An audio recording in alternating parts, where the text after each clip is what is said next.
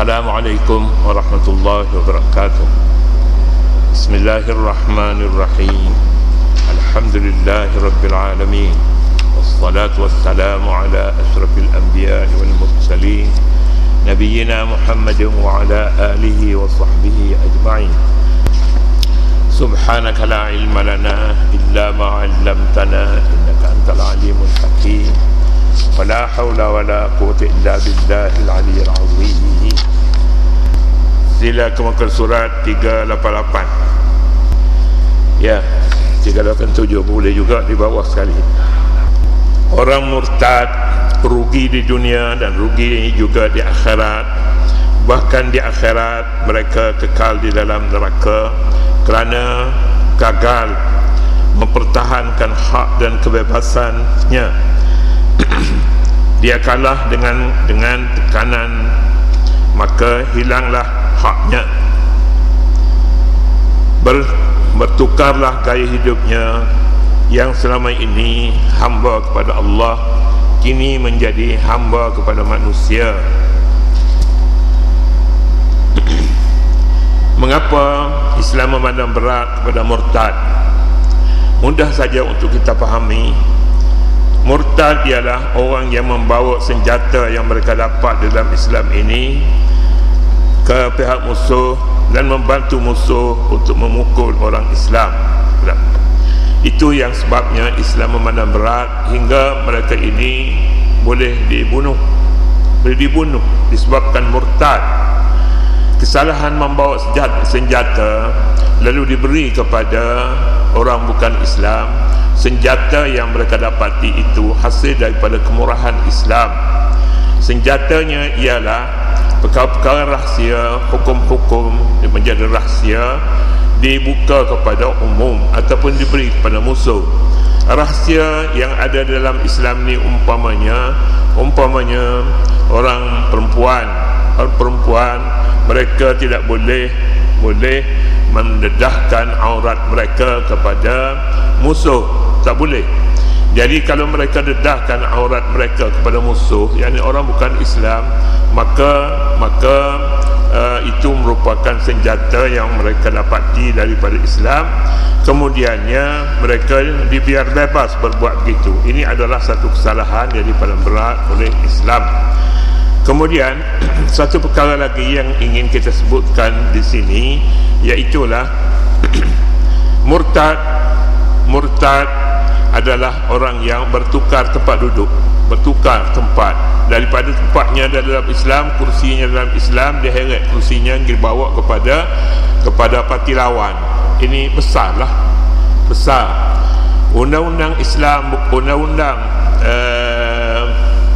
antarabangsa pada hari ini pun menggunakan satu perkara, iaitulah musuh-musuh tidak boleh, orang murtad tak boleh membiarkan musuh mendapatkan hak-hak yang diberi kepada orang murtad.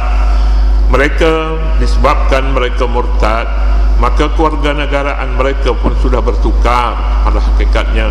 Mana boleh orang yang menjadi kawan baik dalam Islam, mereka beribadat, semayang dan menunaikan rukun-rukun, tiba-tiba mengamalkan sebaliknya, iaitu sama dengan orang bukan Islam. Jadi kalau begitunya mereka musuh dia ada kedudukan khas pada mereka, musuh, dan orang baru menjadi musuh, maka juga mereka mempunyai undang-undang yang serupa sama dengan musuh juga.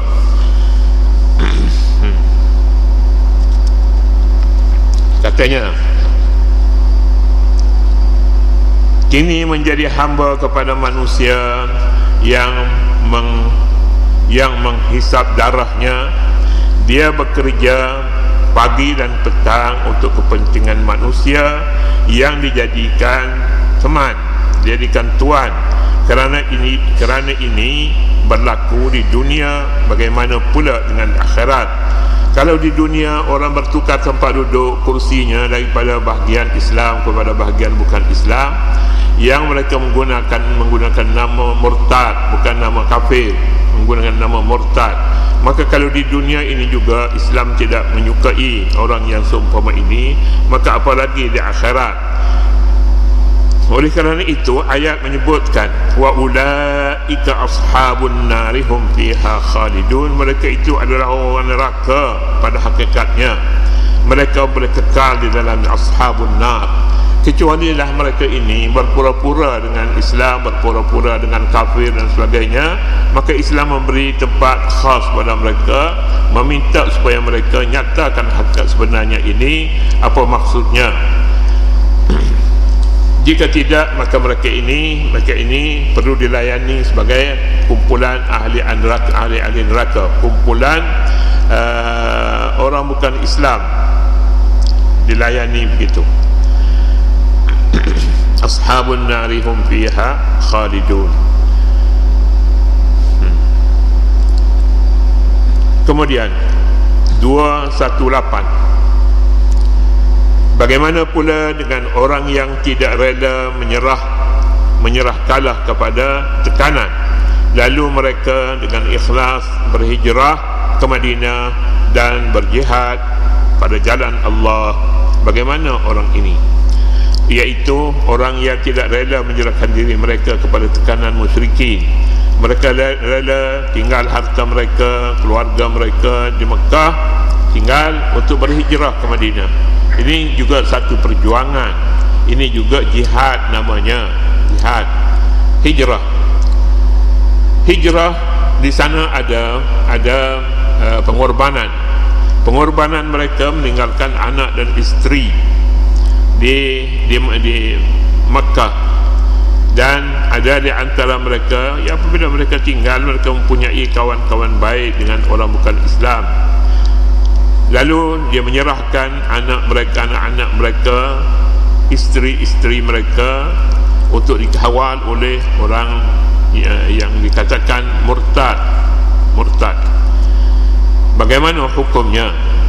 Katanya innal ladzina amanu wal ladzina hajaru wa jahadu fi sabilillahi ulaika yarjuna rahmatallah wallahu ghafurur rahim.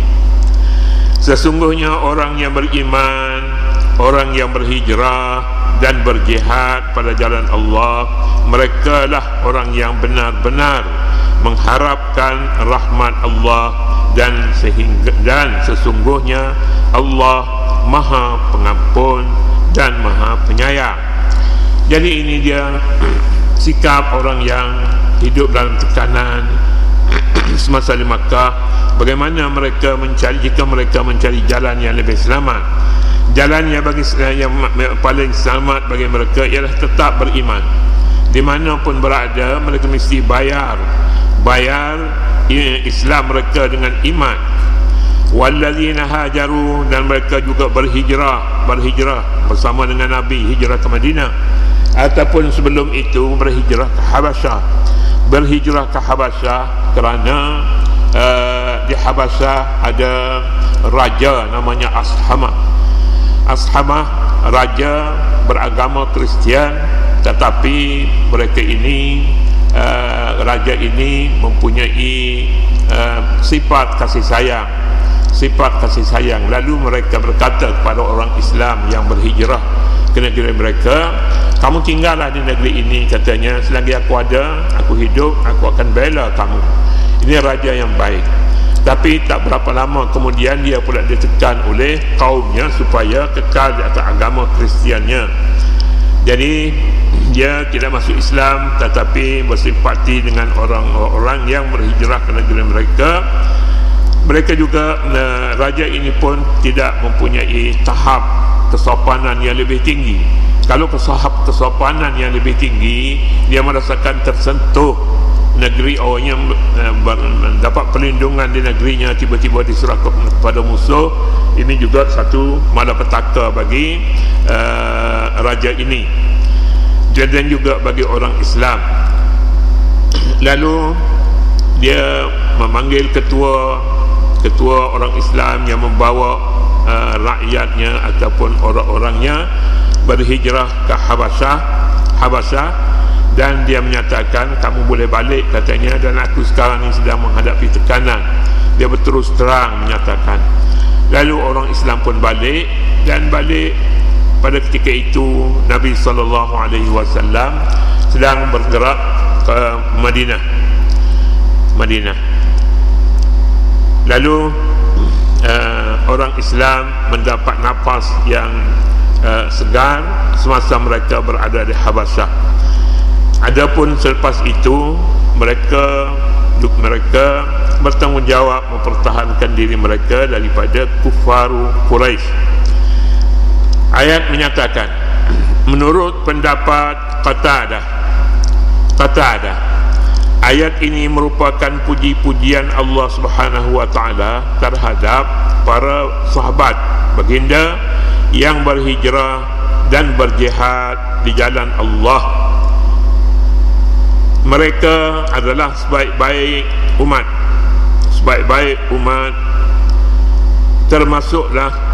termasuklah pasukan Abdullah ibni Jahsy. Abdullah ibni Jahsy satu membawa pasukannya sendiri untuk berhijrah ke Habasyah, yang telah membunuh Amru bin al-Hadrami dalam bulan-bulan suci yang diharamkan berperang. Ini adalah kerana pada mereka ada sifat-sifat yang disebutkan dalam ayat di atas, iaitu iman, berhijrah dan jihad. Puji-pujian ini menunjukkan segala kesalahan mereka telah diampuni oleh Allah Subhanahu wa taala. Amru ibn al-Hadrami dibunuh oleh Abdullah bin Jahsy. Kemudian macam mana layanan Islam kepada Abdullah bin Jahsy yang telah melakukan perkara yang tidak boleh dilakukan sepatutnya di dalam Islam, kerana Islam adalah satu agama yang aman. Tetapi Islam melihat bahawa Abdullah bin Jahsy tidak mempunyai ilmu tentang Amru al-Hadrami. Oleh kerana itulah maka berlaku antara keduanya peperangan, dan nasib Amru al-Hadrami terbunuh di tangan Abdullah bin Jahsy. Ini satu perkara yang kita dapat lihat bahawa hubungan apa yang disebut sekarang ni, berita penerangan tidak cukup. Bila penerangan tak cukup, sudah tentulah kelemahan sebenarnya berlaku dalam peperangan bukan hanya berperang, tapi juga memiliki kekuatan menyebarkan berita-berita panas, berita-berita baru yang sepatutnya diketahui oleh orang Islam, terutama sekali tentera. Pada awal Islam, kelemahan ini satu perkara yang boleh membawa mereka kepada kelemahan dalam menjalani peperangan. Berperang yang dilakukan oleh pasukan yang dipimpin Abdullah bin Jahsy itu pada hakikatnya adalah kerana terlalu mengharapkan rahmat Allah dan kerazaannya. Salah faham di antara Abdullah ibn Jahsy dan Amru al-Hadrami menyebabkan Amru al-Hadrami dibunuh oleh Abdullah bin Jahsy. Tetapi Islam melihat pembunuhan itu hal disebabkan kelemahan dalam bidang penerangan. Jadi sahabat-sahabat Nabi SAW melihat kepada latar belakang Abdullah bin Jahsy ini, dia orang yang baik dan tidak pernah melakukan kesalahan yang seumpama itu. Kesalahan itu dilakukan hanya kerana Islam, dan salah faham dalam Islam ini akibat daripada berita-berita yang tidak sampai kepadanya. Kemudian pengajaran dan sarana Islam mengiktiraf kesucian bulan-bulan tertentu, iaitu Rajab, Zulqa'dah, Zulhijjah dan Muharram. Ini bulan-bulan yang diharam perang. Mengapa haram perang? Haram perang kerana nak cari makan. Kalau sepanjang tahun ini tak boleh meniaga, tak boleh bergerak keluar negeri untuk menyempurnakan tugas-tugas mereka sebagai peniaga, sudah tentulah mereka menghadapi satu kesulitan. Jadi dalam jahiliyah ada peraturan, ada bulan-bulan yang diharam perang, ada bulan-bulan yang selain daripada itu bulan-bulan yang harus berperang. Kan amalan yang seumpama ini baik daripada berperang sepanjang tahun. Kita sekarang ini berhadapan dengan perang sepanjang tahun daripada orang-orang yang mempunyai kuasa yang lebih besar padanya. Satu kesalahan, Islam tidak memandang begitu. Mesti ada masa rehat dan masa perang. Masa berperang 6 bulan. Masa haram berperang 4 bulan. Jadi dengan itu bolehlah cari makan.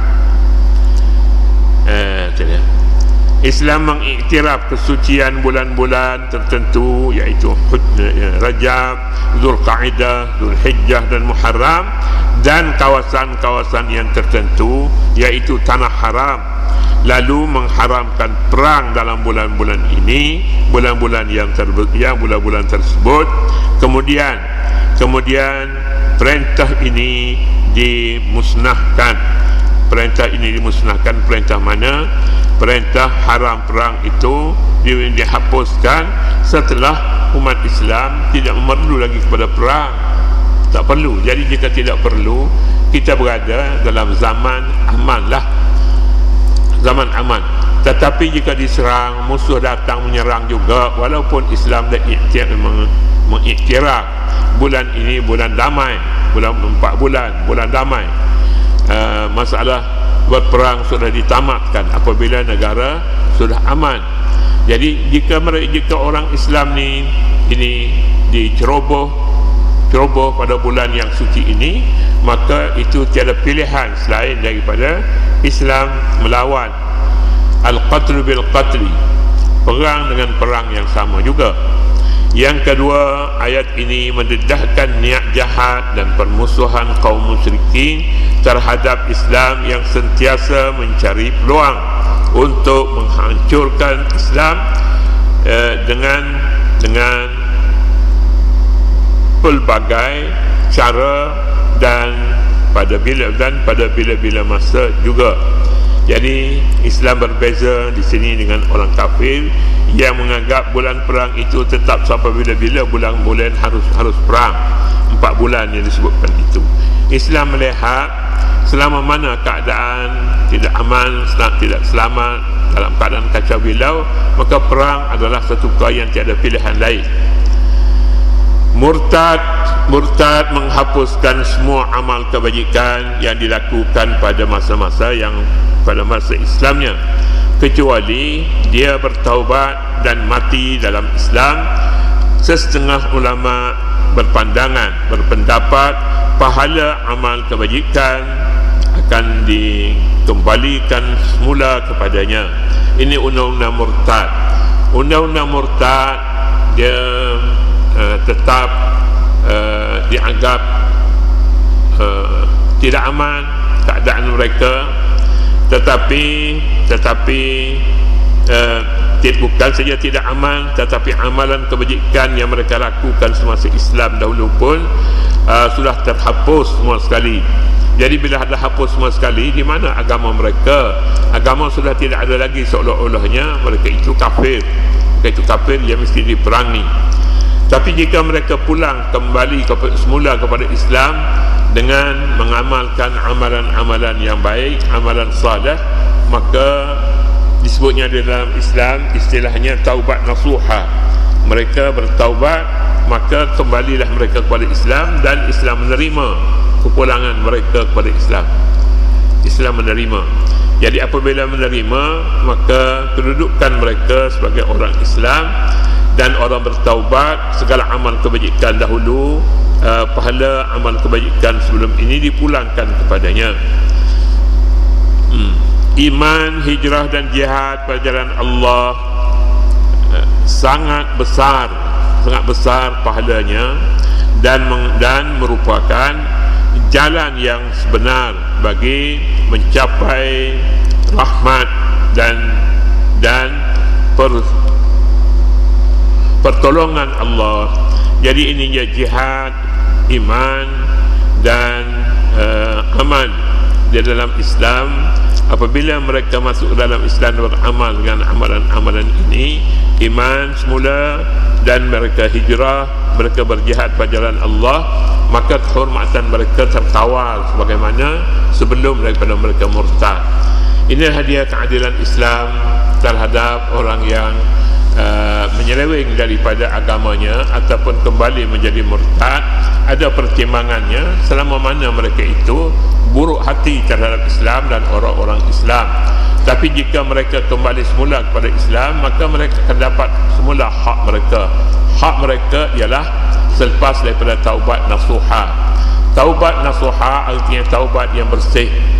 Taubat yang bersih, taubat yang tidak mengulangi lagi segala kesalahan yang terdahulu. Itu maknanya taubat. Tak cukup dengan sembahyang taubat tiap-tiap malam sembahyang taubat. Itu bukan caranya. Taubat perbuatan dahulu, iaitu mengambil balik keamanan yang dijamin oleh Islam. Islam menjamin kehormatannya walaupun dia murtad, tapi sekarang dia sudah bertaubat dan dipercayai taubatnya. Itu bezanya. Artinya taubat di dalam Islam tak ada taubat pura-pura. Taubat sembahyang, taubat astaghfirullah wa atubu ilaih, taubat dengan membaca zikir-zikir dengan lagu-lagu tertentu, itu pun bukan juga. Astaghfirullah rabbal baraya. Sedap dengar kan? Ini taubat ke? Bukan taubat. Itu kadang-kadangnya ingin menunjuk muka kepada orang ramai bahawa dia telah menjadi orang baik dan sebagainya. Ini adalah satu sikap yang sampai kepada kita. Orang Islam begitu keadaannya, mereka dengan taubat mempermain-mainkan kesucian taubat itu sendiri. Kemudian kita berhenti sekali dulu. Kita akan balik pula kepada satu dosa besar lagi, iaitu fitnah, itu khamar, arak, judi. Qul fihima ismun kabir. Jadi dulunya kita bercakap pasal fitnah harta. Ada fitnah harta, fitnah agama, fitnah macam-macam fitnah, murtad. Kemudian dosa besar juga kita akan baca pulanya selepas ini, iaitulah yas'alunaka 'anil khamri wal maisiri qul fihima ismun kabir. Kata dulu, wallahu subhanahu wa ta'ala a'lam. A'udzu billahi minasyaitonir rajim. Bismillahirrahmanirrahim. Rabbana la tuzigh qulubana ba'da idh hadaytana wa hab lana min ladunka rahmatan innaka antal wahhab. Allahumma inna na'udzubika minal jubni wal bukhli wal juzami wal barasi was sayyi'il asqam. Wa sallallahu 'alan nabiyyil ummi wa 'ala alihi wa sahbihi wa sallam. Walhamdulillahi rabbil alamin.